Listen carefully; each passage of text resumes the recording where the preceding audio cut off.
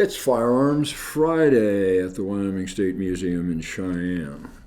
I'm firearms historian Evan Green, and I mentioned in a previous video about how one of the people who commented on one of these videos said, gee, why don't you show us the cartridges that your firearms take when you do a story on firearms? Well, I can't go back and fix that, but I'm doing a series of cartridge videos, and this one is about the cartridges that were used in military issue firearms of the United States from about 1865 to the present. So Civil War through Vietnam and the Middle East, we have those cartridges. So this is a trapdoor Springfield rifle, actually made under contract by Colt. And the initial conversions after the Civil War, the United States had literally 1 million muzzle-loading rifles in storage after the war. And it was clear that the future was cartridge firearms and breech-loading firearms, and maybe eventually repeating firearms. There's a novel idea for the United States military. So again, this is a trapdoor Springfield, made at Springfield, and it is not one of the first two conversions, but it is chambered in 50-70, and that's this big fat guy right here. Actually a fairly efficient cartridge. Buffalo Bill, William Cody, had a Springfield trapdoor in 50-70 that he called Lucretia Borgia. And it's at the Buffalo Bill Center of the West with a broken stock, which allegedly occurred when William Cody was a scout when Grand Duke Alexei came to the United States for a buffalo hunt.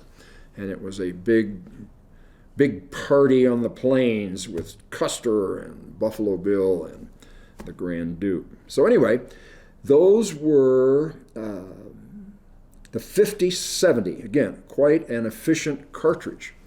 But in 1873, the United States military, the Ordnance Department, adopted the 45-70, again in a trapdoor Springfield. So that's the cartridge you see here. Now this is not authentic. It's one of my reloads because it has that flat-nosed bullet to function in a lever-action Marlin firearm.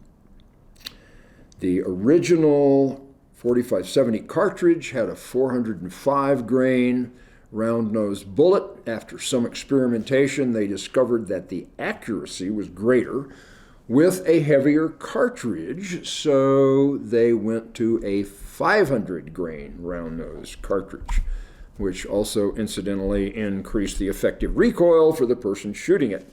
So we're through with the trapdoor era at this point,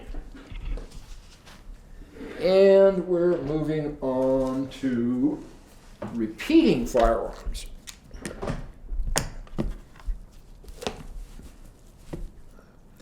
In 1892, the Ordnance Department conducted a series of trials to catch up with the rest of the world and issue a repeating rifle to its infantry and cavalry. This is the infantry model, got the long barrel. A shorter version was made for the United States cavalry. And this rifle and carbine were chambered in what was called 30 government. And that's one of these, this one right here is 30 government. The commercial version would have been called a 30-40 Craig. And it had a 220 grain round-nosed steel jacketed bullet. And the Craig was an interesting design to me. It's got one of the smoothest bolt actions of any of the military rifles that I've ever had hands on, smoother than my pre-64 Model 70 Winchester in 30-06. The loading was kind of weird because it's got this door on the side. And you open that hatch and just put single rounds up to 5, into the opening on the side of the rifle. So the Craig rifle and carbine were the primary firearms used by the United States military, the enrolled troops, during the Spanish-American War and the Philippine-American War. The volunteer units during those wars, militias, state militias, Wyoming sent a contingency, a light artillery unit and an infantry unit to the Philippines, and they were armed with the old trapdoor Springfields in 45-70 with black powder. This is the first smokeless powder military rifle adopted by the United States Ordnance. And again, this is a nice example. I've always kind of wanted one of these and never found one that I could afford. But again, Craig Jorgensen was the inventor or designer of this rifle, and it was in use from 1892 until 1903, and continued again as the firearms became obsolete for the troops. They were often reissued to militias and National Guard units across the states. So we're going to move this one and move along to a 1903 Springfield. This is a classic. This is a very early one. I'm not sure of the nomenclature, but this one I think is the 1903 because it does not have a pistol grip here, a swelling in the stock for a pistol grip. The 1903A1 had a little bit different stock arrangement. But again, this is a bolt-action repeating rifle. And one of the issues with that Craig was how you loaded it. You had a handful of loose cartridges and stuck them in there. The Springfield is set up to take a stripper clip, a 5-round stripper clip, fits in this recess on the receiver. So you could load 5 at a time relatively quickly. So this one is chambered in the famous 30-06. 30 being the caliber, 06 the year that the cartridge was adopted. And there's a gap in there because there was actually a 30-03 cartridge that had slightly different dimensions and that 220 grain bullet, again, which was ballistically not very efficient.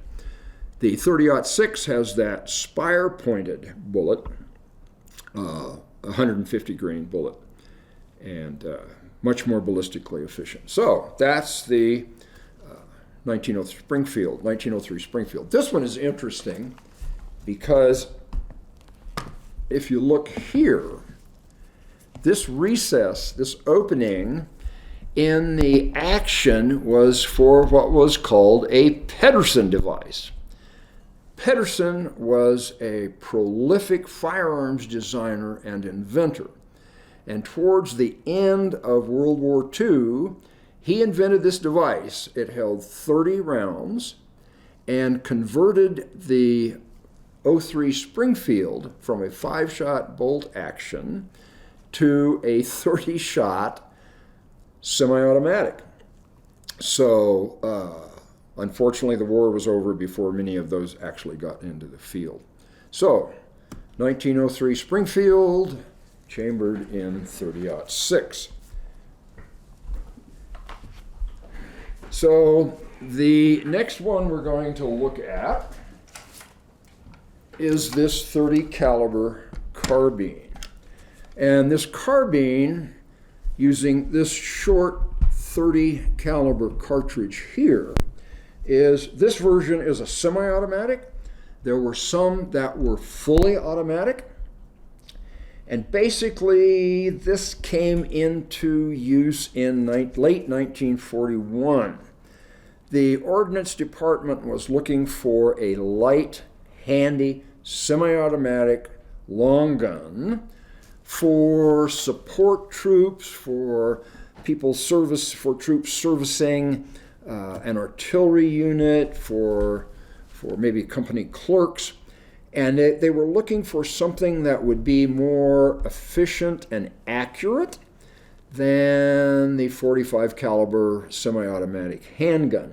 These were very popular in World War II, in Korea, because they were so light and you could carry a lot of ammunition and they wouldn't bear you down as badly. So these were also popular in Vietnam, issued to the small of stature Vietnam troops. So I skipped an era here. You'll have to excuse me because I missed the M1 Garand. And it is also in 30-06 and was introduced in 1935. General George Patton called it the best battle implement ever invented, and it was quite popular. It took an 8-round in-block clip. You put the 8-round clip in there with the 8 rounds, and when you fired the last one, that empty clip was automatically ejected, and the action locked open so that you could insert another one. And again, also chambered in 30-06.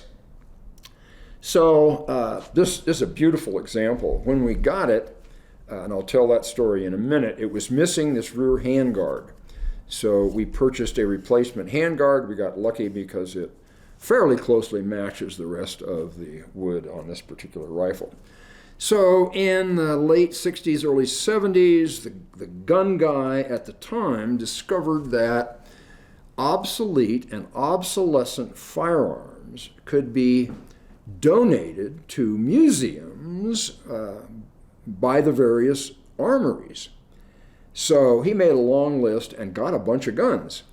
It didn't turn out as well as he had hoped because some of those, they were all required to be demilitarized. So they did things like on some of the 1911 pistols, they just ran a weld bead down the side, just destroyed the firearm for its function and for its display value. It was crazy. So this one is locked up tight. You can't open the action. So it's unique because in the 1990s, there's a program through the Director of Civilian Marksmanship. And as a service rifle competitor, which I was, I could order one of these. And I forget the price, decent price. I could order one of these, fully functional, and they sent it to me in the U.S. mail. Arrived at my house with the postman. But, oh my God, we can't give a functioning firearm to a museum. So this one, they didn't destroy its display value. It's a beautiful gun. I don't think it was ever issued. And I forget who made this one. International Harvester, maybe.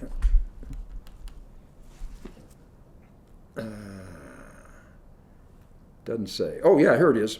Harrington Richardson Arms Company made this one. And this is a post-World War II. I think I looked up the date on this, and it's like 1955. So they were still being used in that era. Okay, so there we have for you cartridge fanatics, and for the person who requested more information on cartridges. There you have it. I skipped over these two. This is for a .50 caliber machine gun, affectionately known as Ma Deuce, the M2 machine gun. John Browning designed it near the end of World War I, but it wasn't adopted into use until the 1930s. So here's the cartridge. This one is deactivated. Primer has been discharged, and the powder trickled out through that hole in the side. And this is the bullet that it fires here, which is the bullet's longer than most of those cartridges, and very efficient. Still in use, by the way, from the 1930s. This is an interesting cartridge, and when I found this one, I said, what in the world is that? It is a .75 caliber cartridge, and I think this one is centerfire. And this is a cartridge, .75 caliber for the Gatling gun, the hand-cranked repeating machine gun that Custer left at the boat when he went to the Battle of the Little Bighorn. So I don't know if there's a connection there or not, but it's a great story. All right, that's it for long gun military cartridges, 1860 to the present. Oh, I skipped this one. I skipped a couple. I need a better script. Here is a 7.62 by 51. It is a 308 equivalent. And this one was used in the M14 rifle, which was kind of based on the M1 Garand, except it had a 20-round detachable magazine. It was adopted in 57, I think, and discontinued in 67, one of the shortest periods of a military rifle in history.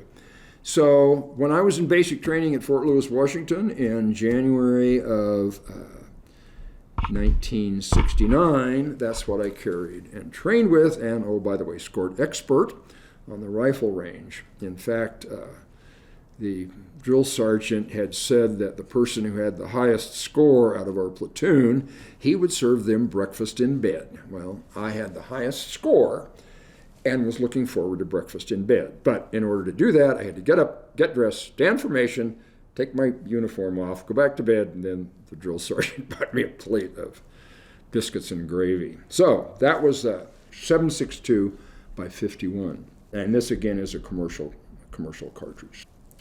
This one here is a 5.56.